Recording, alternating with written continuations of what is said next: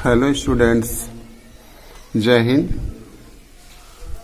हाँ बच्चों, तो इससे पहले की वीडियो में हम लोगों ने ये देखा था कि त्रिकोणमिति से संबंधित फार्मूले क्या होते हैं। इसमें बहुत से फार्मूले के बारे में आपको समझाया भी गया है, ये बताया भी गया है कि ये फार्मूले कैसे आते हैं और उससे संबंधित कुछ छोटे कोणों के मान भी आपको समझाए गए। आज हम इसी के संबंध में sign A plus B, sine A minus B, cos A plus B और कॉस ए माइनस बी, इन चारों फार्मूलों को ले करके इसे इक्वेशन नंबर फर्स्ट, इसे इक्वेशन नंबर सेकेंड, इसको इक्वेशन नंबर थर्ड और इसको फोर्थ ले करके हम कुछ और भी फार्मूलों के बारे में आपको बताएंगे।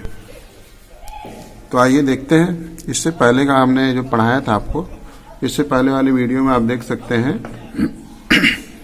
कि साइन ए प्लस बी का फार्मूला क्या होता है, वो आपको बताया गया है। कैसे sign A cos B plus cos A sine B, और साइन ए माइनस बी का sign A cos B minus cos A sine B. सिर्फ डिफरेंस इतना है कि फार्मूला तो सेम है, प्लस बस यहाँ पर प्लस होता है, इसमें और माइनस हो जाया करता है। एज सेम ऐसे ही कॉस ए प्लस बी का formula cos A cos B minus sign A sine B, और कॉस ए माइनस बी का cos A cos B plus sign A sine B. इसमें भी हम देख सकते हैं कि यहाँ पर माइनस, इसमें प्लस है। बस डिफरेंस दोनों में क्या है, इसमें जब साइन ए प्लस बी का होता है तो प्लस वाले के पास प्लस होता है, और ए माइनस बी के लिए जब माइनस की बात होती है तो यहाँ पे माइनस हो जाता है। लेकिन कास में इसी का थोड़ा सा अपोजिट हो जाता है कि जब प्लस के लिए होता है तो यहाँ माइनस होता है, और जब माइनस के लिए होता है तो ये प्लस होता है। ऐसा कास के माइनस मान के कारण, साइन के माइनस मान के कारण होता है। तो चलिए ठीक है, अब हम इसके बारे में आगे जानते हैं। हम क्या काम करेंगे कि समीकरण 1 और समीकरण 2 में सबसे पहले इस बात पर ध्यान देंगे कि जो ए प्लस बी है, हम इसको मान लेते हैं कि माना ए प्लस बी इक्वल्स टू, हम अगर आप x मानना चाहे y मानना चाहे c मान लेते हैं। c, इसको एक नया समीकरण हम मान लेते हैं, समीकरण नंबर 1, और a minus B equals to हम मान लेते हैं d, समीकरण नंबर हमारा 2 हो जाता है। इस तरीके से हम इसको नए समीकरण में मान लेते हैं। ये जो यहाँ पर कोण माने गए हैं a प्लस बी और a माइनस बी, हम इसको c और d मान लेते हैं।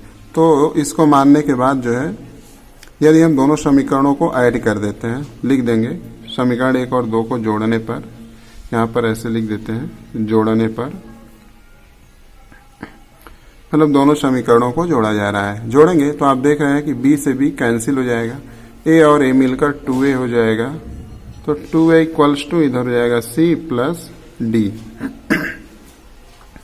यहाँ से a इक्वल्स टू जब हम कैलकुलेट करेंगे तो ये 2 उधर चला जाएगा, अपान हो जाएगा c प्लस d अपान 2।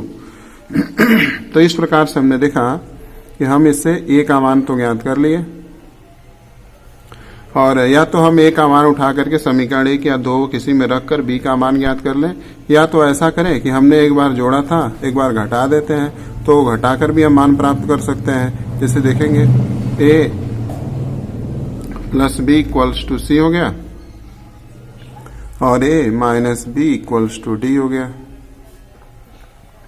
इन दोनों समीकरणों को घटाने पर लिख देंगे यहाँ पर कि घटाने पर, जब घटाएंगे यहाँ माइनस हो जाएगा, यहाँ प्लस हो जाएगा, और यहाँ पर माइनस हो जाएगा। अब a से एक कैंसिल हो जाएगा, और इसमें जो है b और b ऐड हो जाएंगे, 2b हो जाएगा, 2b इक्वल्स टू ये हो जाएगा c माइनस डी, और b इक्वल्स टू हो जाएगा c माइनस डी अपान 2। तो हमें a का मान और b का मान तो पता चल गया। अब हम समझ सकते हैं कि a की जगह हमें क्या रखना पड़ेगा और b की जगह क्या रखना पड़ेगा। तो एक साथ यहाँ पर लिख लेते हैं, a equals to c plus D by 2 है, और b इक्वल्स टू मिला है c माइनस डी अपान 2। तो इसके द्वारा हम और मानों को अब निकालेंगे। जैसे अब हम क्या काम करेंगे यहाँ पर जो हमने मेन समीकरण अपना माना था साइन ए और बी के लिए, हम इन दोनों को पहले ऐड करेंगे। पहले साइन वाले से हम निकालते हैं एक फार्मूला, तो देखते हैं। हमें पता है कि साइन ए प्लस बी का फार्मूला क्या होता है, इसको लिखेंगे यहाँ पर। साइन ए प्लस बी का फार्मूला होता है sine A cos B plus cos A sine B. ये हमारा समीकरण नंबर 1 हमने इसको माना था। ऐसे ही हम लिखेंगे साइन ए माइनस बी का फार्मूला जो होता है sine A cos B minus cos A sine B.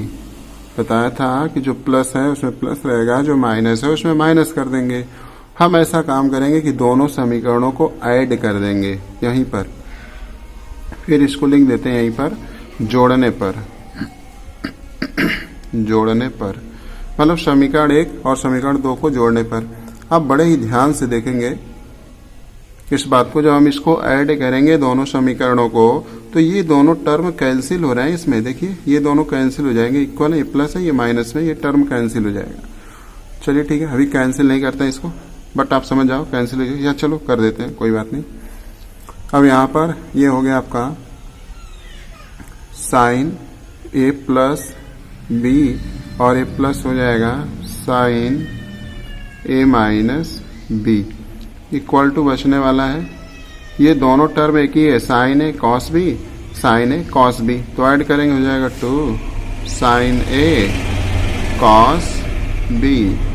तो हमने देखा कि हमें जो मान प्राप्त हुआ है, अब हम इसमें कर क्या सकते हैं, ए प्लस बी को तो हमने माना है पहले से ही कि हम सी इसको लिख सकते हैं, और ए माइनस बी की जगह हम डी लिख सकते हैं। तो चलिए यहाँ पर हम सी लिखते हैं, ये हो जाएगा हमारा साइन सी, और प्लस इसके जगह हम लिख सकते हैं साइन डी। तो ये अब देखिए जरा 2 साइन ए की जगह हम क्या लिख सकते हैं, जब हम इसको सी और डी माने थे, ए प्लस बी को सी और ए माइनस डी को डी माने थे, तो हमने जब इसको हल किया था तो हल करने के बाद हमें ए इक्वल्स टू सी और डी के पदों में इतना प्राप्त हुआ था, और B equals to C D के पदों में इतना प्राप्त हुआ था। तो ये मान हम ए की जगह रखेंगे, ए की जगह C plus D by two, C plus D by two. ऐसे ही हो जाएगा कॉस बी की जगह ये हो जाएगा सी माइनस डी बाई टू, हम इसको लिखेंगे सी माइनस डी बाई टू। तो हमें एक नया फार्मूला प्राप्त होता है ये, कि sine C plus sine D का फार्मूला क्या होता है। हम बड़े आसानी से ये देख सकते हैं, अब आप समझ सकते हैं इसको, कि sine C plus sine D का formula 2 sine C plus D by two into cos C minus D by two होता है। तो चलिए ये फार्मूला हो गया। अब हम इसी पर आपको समझाएंगे सी माइनस डी का फार्मूला क्या होता है। अगर यहाँ पर माइनस का फार्मूला निकालना रहे कैसे करेंगे, तो ये दोनों समीकरण आप देख रहे हैं, हमने एक बार लिखा था इसको जोड़ने पर, तो ये रिजल्ट प्राप्त हुआ। अब हम इसी को कहेंगे घटाने पर। देखिए अब हम यहाँ पर लिख नहीं पाएंगे, एक बार लिख चुके हैं हम, घटाने पर इसी को चलिए अच्छा प्रयास करते हैं, ये आगे लिख कर बताते हैं कि घटाने पर कैसे होगा।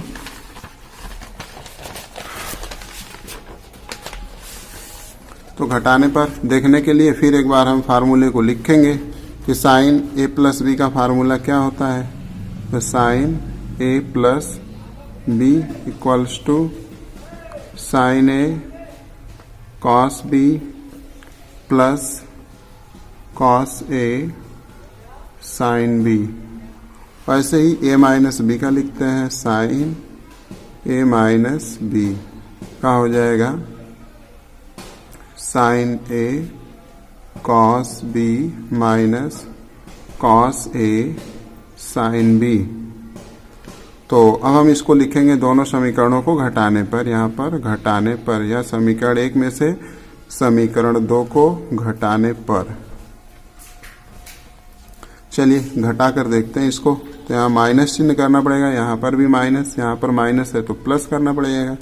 अब आप ध्यान से देखेंगे इसको कि इससे पहले जब हमने किया था तो ये दोनों टर्म क्या हो रहे थे, कैंसिल हो रहे थे। क्यों? क्योंकि ये प्लस है, माइनस था, लेकिन अब तो घटाने में चिन्ह चेंज हो चुका है, तो ये दोनों अब ऐड होंगे, बल्कि ये दोनों कैंसिल होने लगेंगे। तो बनने वाला क्या है, साइन ए माइनस बी, और ये माइनस चिन्ह यहाँ से आएगा यहाँ पर और आ जाएगा साइन, सॉरी यहाँ पर प्लस है, साइन ए माइनस बी हो जाएगा, इक्वल्स टू ये दोनों ऐड हो जाएंगे तो हो जाएगा 2 cos A साइन B। अब हमको पता है कि हम A प्लस बी की जगह C लिख सकते हैं, तो हो जाएगा हमारा साइन C माइनस ये हो जाएगा साइन D। और हमने क्या बताया है कि A का वैल्यू हमने पीछे से क्या प्राप्त किया था, वो रख देते हैं 2, ये कॉस A की जगह है C plus D by 2 into sine B की जगह है C माइनस डी बाई 2। तो हमें साइन C माइनस डी का भी एक फार्मूला प्राप्त हो गया। इस तरीके से हमने अब देख लिए, हमने आपको बताया कि साइन C माइनस डी का फार्मूला क्या होता है और साइन C प्लस डी का फार्मूला क्या होता है। इसी तरीके से हम अब आगे जानेंगे कि cos C और cos D का फार्मूला क्या होता है, cos C minus cos D का फार्मूला क्या होता है, cos C minus cos D का फार्मूला क्या होता है। इसको जानने के लिए हमने जो cos के पदों में दो समीकरण लिए हैं, उन दोनों समीकरणों के माध्यम से हम इसको हल करेंगे, जिसको ये इसमें लंबा होने के नाते वीडियो इसको यहीं पर रोक दिया जा रहा है। इसको आप आगे बनाया गया जो वीडियो है इसको आप उसमें देख सकते हैं, जो आपको मिलेगा। इसके नेक्स्ट वीडियो में आपको मिल जाएगा कि cos C minus cos D का फार्मूला कैसे आता है। वीडियो वॉचिंग करने के लिए थैंक्स।